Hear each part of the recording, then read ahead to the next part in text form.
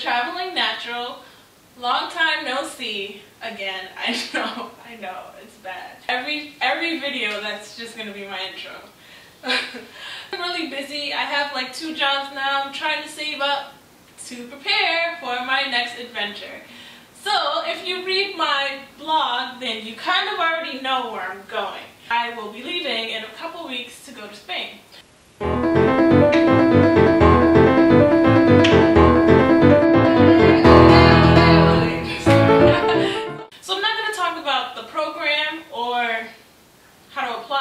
In this video, what I will specifically talk about is how to apply for your student visa for Spain. So this is my second time applying for... Really? Really? Are you done now, clock? Thank you. So this is my second time applying for a student visa for Spain. The first time was in 2010 and I went to the Spanish consulate in Boston. But this time, since I live in the tri-state area, I had to go to the New York City consulate. So I'm just going to go over the documents that you will need for your appointment. And I'm going to tell you what they actually took from me when I got there. I over-prepare for everything because I'm afraid of leaving something behind. So I had more copies than I needed, and yeah. Okay, so I'm just going to list off the documents that you will need. So first and foremost, please don't forget your passport. Okay, that's like the most important document that you will need for this appointment. You'll need your passport and 1 copy of your passport. I'm going to suggest you take 2 copies, keep 1 for yourself, okay, and bring your original passport and a copy with you to the appointment.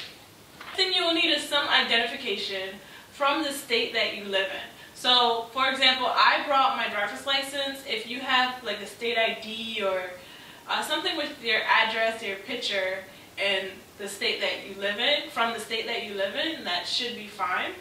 The next thing is you need the application.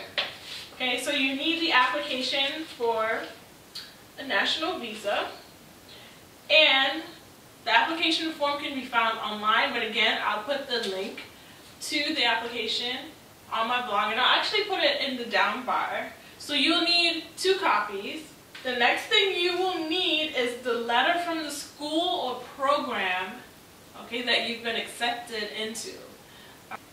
The original letter and a copy, and again, make an extra copy to keep for yourself, right? The next thing you will need is a document from your physician saying that you are fit to travel abroad and study and work in Spain. There's actually quite a few samples of what this document should say online. Sample will be on my blog, but this document needs to be on the original letterhead for the office.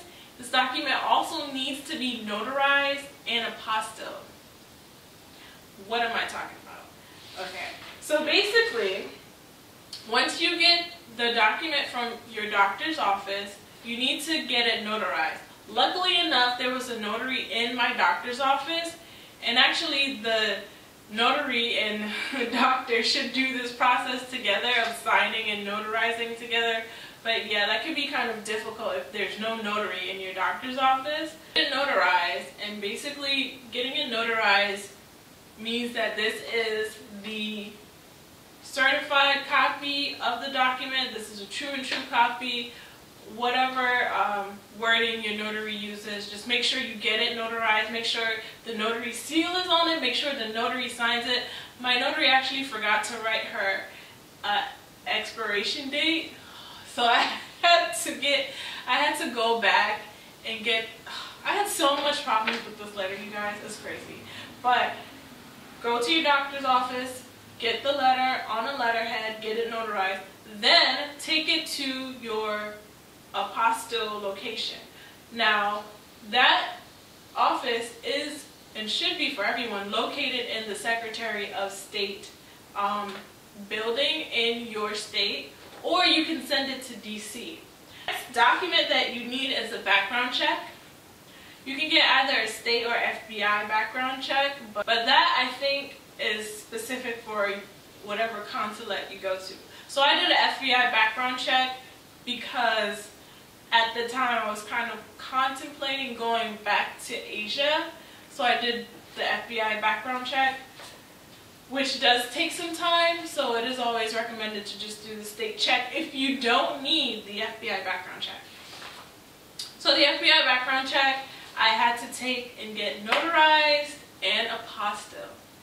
So once you get your FBI or state background check notarized, get it apostilled, make sure you have the original and a copy and an extra copy for yourself. Last thing you will need is an envelope. If you are not going back to the consulate to pick up your passport, I'm not going back to New York to pick up my passport, so I needed to get an envelope. Now, in 2010, when I did my visa application in Boston, the instructions I was given from my school was to get a UPS express envelope, okay?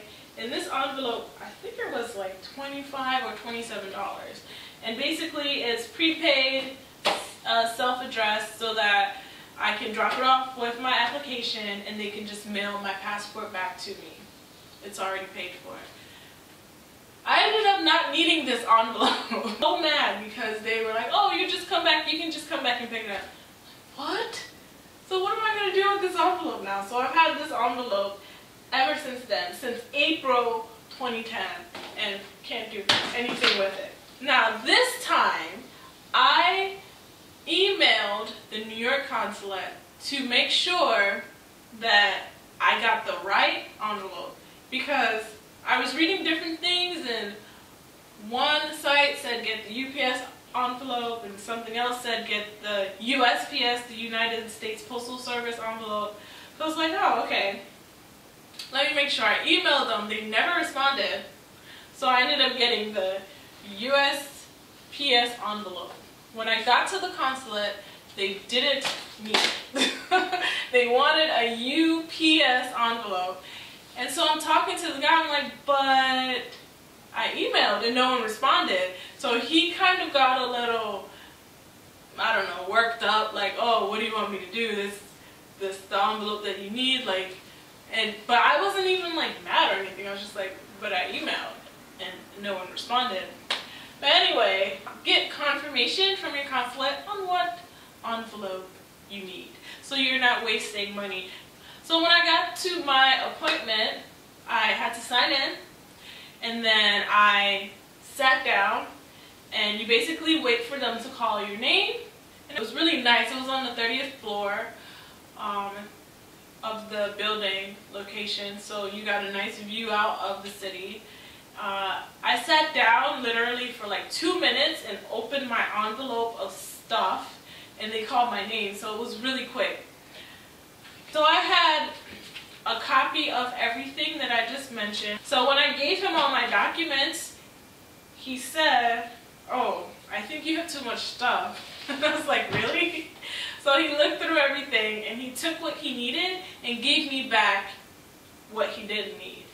And I was kind of shocked. He gave me back actually all of the originals. Of course he took the original of my passport, but then he took all the copies of everything else. So, I mean, go with everything. This doesn't necessarily mean this will happen for you, or I don't know.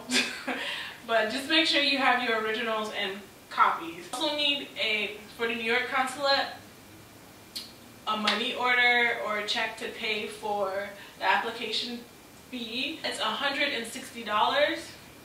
So I just got a money order for $160 and wrote it out to the Consulate General of Spain. We had 2 visa applications, an original and a copy, and both had my pictures on it, and he gave me back one. He stamped it, he gave me a receipt for my money order, and he actually put the date that the visa will be issued. So you'll get a 90-day visa. So there's going to be a part 2 to this video, because once I get to Spain, there's another process. But I'm not going to talk about that now.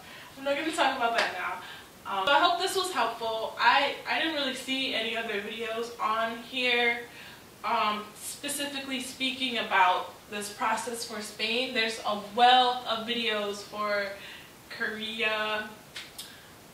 So you guys know now I will no longer be giving you information for Korea, strictly Spain.